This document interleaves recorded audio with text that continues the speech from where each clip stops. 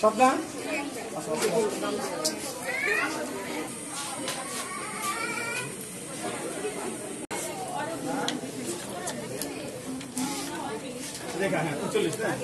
বাংলাদেশে যেমন বাল্য বিবাহের হার অনেক বেশি, সেই সাথে এই যে বাল্য বিবাহের জন্য আরেকটি যে অসুখ মানে কি বলবো, এটা মহাব্যাধি বলতে পারি আপনি, যে জরায়ের মুখে ক্যান্সার, এটা কিন্তু একটা বাল্য বিবাহের জন্য হয়ে থাকে।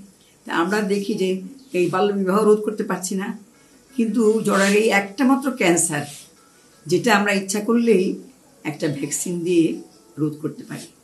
সেটির জন্য আমরা কিন্তু দীর্ঘকাল এটা আমরা আন্দোলন করে আসছিলাম, সরকারকে বুঝিয়েছিলাম, এবং শেষ অবধি এটা বাংলাদেশে এসছে। এবং বেশ কিছুদিন আগে আমরা এটি স্কুলে শুরু হয়েছে, এবং আমরা এখানে কিন্তু সায়েরা হাসান মেমোরিয়াল হসপিটাল অনেক আগে 2007-08 থেকে আমরা এখানে ভ্যাকসিনের ব্যবস্থা করেছিলাম। সেখানেও আমরা কিন্তু স্কুল গোয়িং গার্লদের একটা গ্রুপকে আমরা দিয়েছিলাম, বিনামূল্যে আমরা কিনে নিয়ে এসেছিলাম। তখনও এটার অনেক দাম ছিল, কিন্তু আমরা সেটিও স্কুলের মধ্যে দিয়েছিলাম। এখন আমাদের এখানে আমাদের যারা আসেন, যারা চিকিৎসকরা যারা এখানে বিনা শ্রমে কাজ করে যান, তারাও কিন্তু উদ্বুদ্ধ হয়েছে যে আমাদের কিছু একটা করা দরকার। সেই দিক থেকে আমাদের একজন প্রফেসর ডক্টর এজাজ আহমেদ হিরু, তিনি তার প্রবাসী কন্যা, তিনি উদ্যোগী হয়ে যে এটা এইরকম একটা ক্যান্সারে মেয়েরা মারা যাবে, আমরা এটাকে রোধ করতে পারি ইচ্ছা করলেই, এটা ভ্যাকসিন দিতে পারি। তিনিও সেই সহ উদ্যোগী, প্রবাস থেকে তিনি উদ্যোগ নিয়ে এর মধ্যে কয়েকবার 3বার আমাদের এখানে এই ভ্যাকসিন তিনি দিয়েছেন। আমরা তার প্রতি কৃতজ্ঞ।